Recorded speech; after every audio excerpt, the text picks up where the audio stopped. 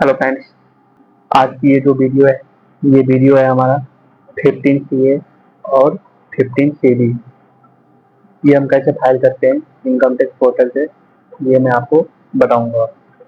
इस वीडियो में आपको क्या बताऊंगा कि हम 15 सीए सीबी को कैसे फाइल करते हैं, स्टेप वाइज बताऊंगा मैं आपको कि हम 15 सीबी जब फाइल करते हैं तो यूनियन कैसे जनरेट करते हैं। उसके बाद 15 सीबी और 15 सीए ये क्या होता है और ये अप्लीकेबल कब होता है, इसकी मैं प्रॉपर एक्सप्लेनेशन आपको मैं इस वीडियो में बताने वाला हूँ। तो चलिए वीडियो को स्टार्ट करते हैं। अब एक सेक्शन होता है हमारा सेक्शन 195, इसमें टीडीएस काटने पड़ते हैं। जो नॉन रेजिडेंट को हम पेमेंट करते हैं, नॉन रेजिडेंट इंडिविजुअल को या तो फॉरेन कंपनी को भी, जो पर्सन है, जो यहाँ पे मैं एक बात आप लोगों को क्लियर कर देना चाहता हूँ कि मैं यहाँ पे पर्सन का बहुत बार नाम लूंगा।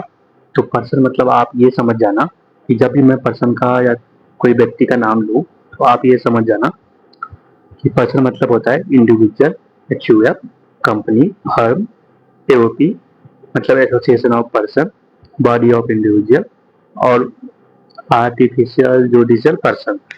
तो मतलब ये सारे इसमें पर्सन के डिफिनेशन में आते हैं।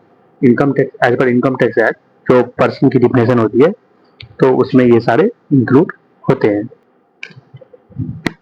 नॉन रेसिडेंट को पेमेंट कर रहा है, नॉन रेसिडेंट इंडिविजुअल को तो पेमेंट कर रहा है या तो फॉरेन कंपनी को पेमेंट कर रहा है, और वो जो पेमेंट कर रहा है वो as per income tax act taxable है या तो DTAA रेट में टैक्सेबल है। यहाँ पे लिखा हुआ है TDS has to be deducted on any payment made to a non resident individual और foreign company. Such payment will be taxed as per the income tax act rates or DTAA rates. Filing Form 50CA now necessary to make foreign payment. These firms ensure proper compliance and protection of tax before making any payment to non-resident. एक section होता है TDS का 195, कोई भी payment करते हैं जो non resident individual को या तो हम फॉरेन कंपनी को जो हम पेमेंट करते हैं उस पेमेंट पे टैक्स लगना चाहिए as per income tax act या तो DTAA रेट। इस केस में क्या होता है कि 15 CA एंड 15 CB फाइल करना पड़ता है जो हमने फॉरेन में पेमेंट कर रहे हैं। 15 CB जो होता है ये तो हमें कुछ ही केस में अप्लीकेबल होता है। जैसे हम 15 CA का 4 पार्ट होते हैं, तो उसमें पार्ट बी, पार्ट सी और पार्ट डी। जो पार्ट सी होता है उससे हमें 15 CB अप्लीकेबल होता है। और ये 15 CA जो होता है जो नॉन रेसिडेंट को इंडिविजुअल या फॉरेन कंपनी को पेमेंट करते हैं। Report payment to non-resident individual or foreign company, it must be filed every time you pay them before sending the money. This helps ensure that the proper tax is paid on the remittance. मतलब ये है कि ऐसा person जो payment कर रहा है उसको ये फाइल करनी है। जो ये फाइल करेगा तो इसका मतलब ये है कि आपने जो पेमेंट करी है नॉन रेसिडेंट इंडिविजुअल और फॉरेन कंपनी को, तो ये इंश्योर करता है कि आपने प्रॉपर टैक्स पेड किया है जो आपने ये रिमेंटेंस करी है।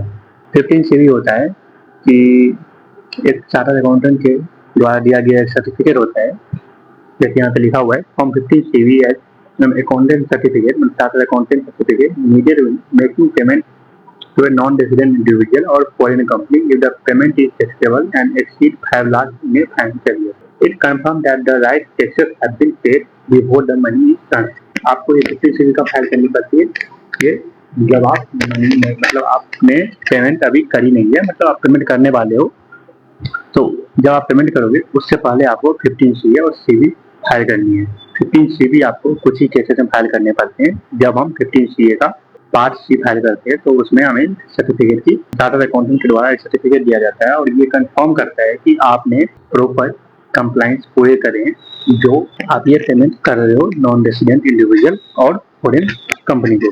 ओके गाइस, हम चलते हैं आगे। फॉर्म 15 CA ये declaration form requiring information regarding payment to non resident individual or foreign company is to be furnished by a person making such payment before remitting the amount. Form 15 CA ये declaration filed by the person remitting the money in which taxes में payment पर non resident has been taxed.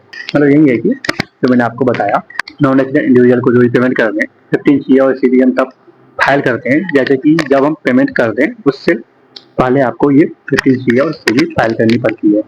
और इसका मतलब ये है कि जो आपने ये 15 CA और CB फाइल करी है चाहिए कि आपने प्रॉपर कंप्लाइंस पूरे किए हैं जो आपने ये मनी भेजा है। और इसमें 15 सीए का और सीबी का 15 सीए का 4 पार्ट होता है। 15 सीबी एक चार्टर्ड अकाउंटेंट के द्वारा दिया गया एक सर्टिफिकेट है। पार्ट ए होता है। पार्ट ए कब अप्लीकेबल होता है? जब आप 5 लाख से नीचे कर दो, 5 लाख से मतलब कम की पेमेंट कर दो किसी भी नॉन रेसिडेंट। जो आपकी 5 लाख है इससे कम की पेमेंट करिए तो इस पे ये अप्लीकेबल होता है पार्ट ए। ये जो 15 सीए फाइल करते हैं ये आपको सारे पेमेंट पे नहीं अप्लीकेबल होता है। इसके लिए गवर्नमेंट ने कुछ एक्सेप्शन दे रखी है। जो लिबरलाइज रिमिटेंस स्कीम होता है, LRS स्कीम, जो एज पर फेमा एक्ट आता है। इसमें कुछ ऐसे पेमेंट है जिस पे RBI की अप्रूवल की जरूरत नहीं पड़ती है। तो इसकी जो लिस्ट है ये वाली लिस्ट है, आप ये लिस्ट देख सकते हो।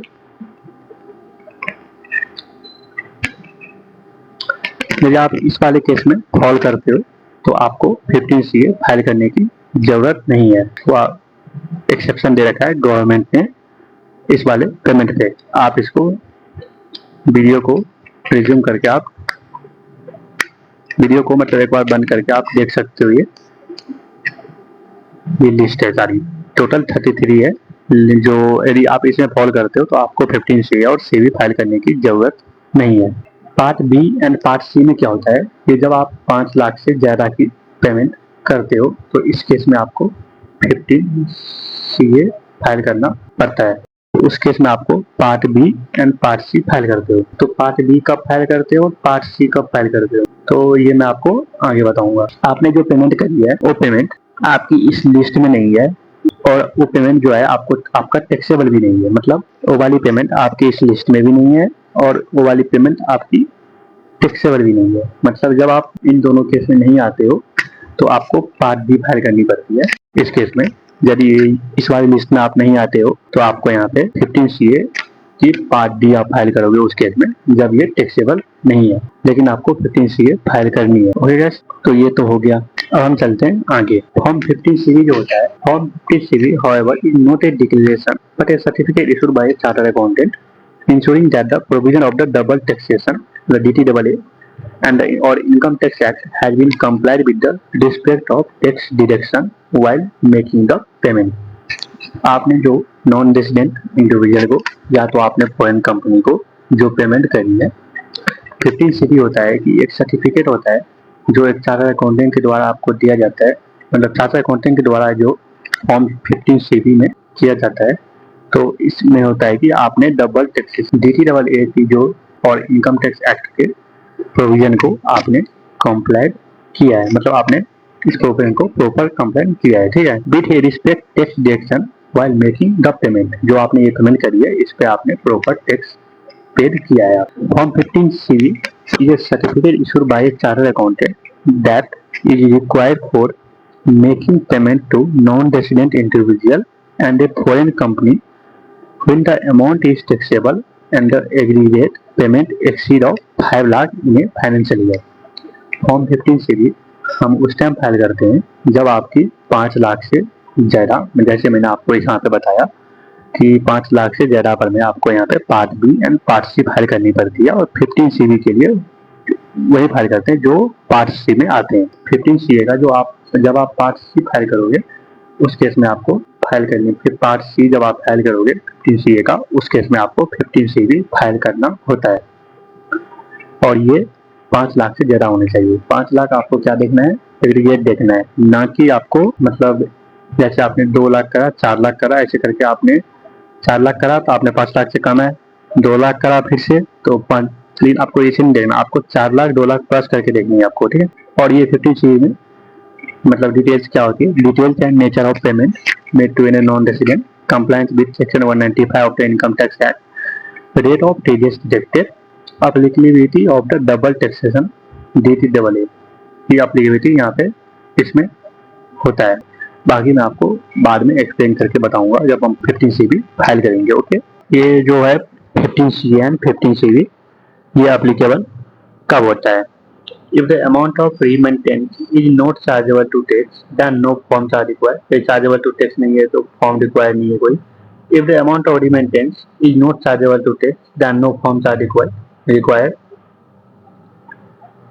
ओके गाइस, यहाँ पे डबल डबल लिखा आ रहा है where remittance is less than 5 lakh. तो मैंने आपको बताया था कि यहाँ पे यदि लेस देन 5 लाख है तो यदि अप टू 5 लाख है तो आपको पार्ट ए करना है।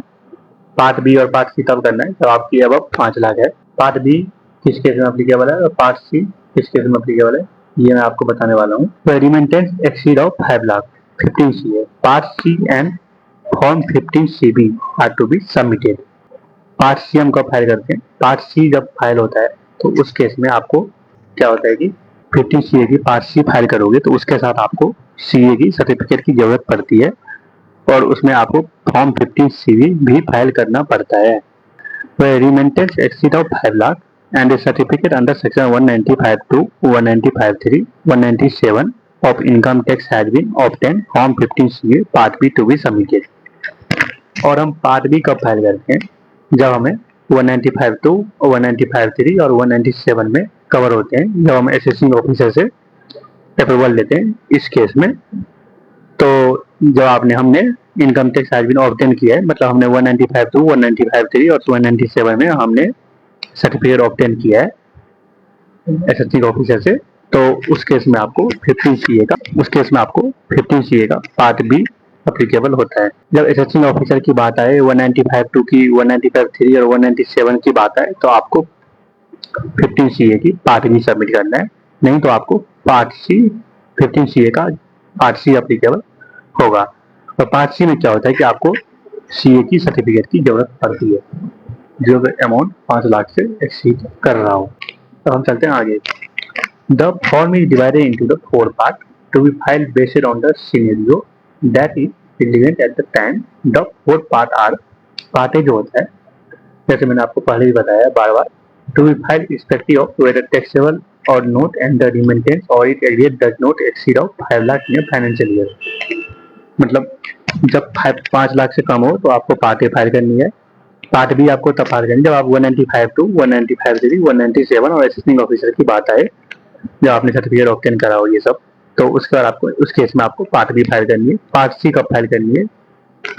जब आप पार्ट बी में कवर नहीं होते तो आपको पार्ट सी फाइल करनी है जब आपकी अमाउंट एक्सीड कर रहा हो 5 लाख से, और उसमें आपको 15 सीवी एक सीए की सर्टिफिकेट भी आपको इस केस में आपको 15 सीवी फाइल करनी पड़ती है। और पार्ट बी कब फाइल होता है? Is file when as per the domestic law the remittance is not chargeable to tax. Remittance chargeable to tax नहीं है तो आपको पार्ट डी फाइल करनी है। और जब आप इस वाले केस में आप कवर होते हो, जो आपकी ये एग्जेम्पशन लिस्ट है, एक्सेप्शन, इस केस में आपको 15 सीए की किसी भी पार्ट को आपको फाइल करने की जरूरत नहीं है। अब हम चलते हैं आगे।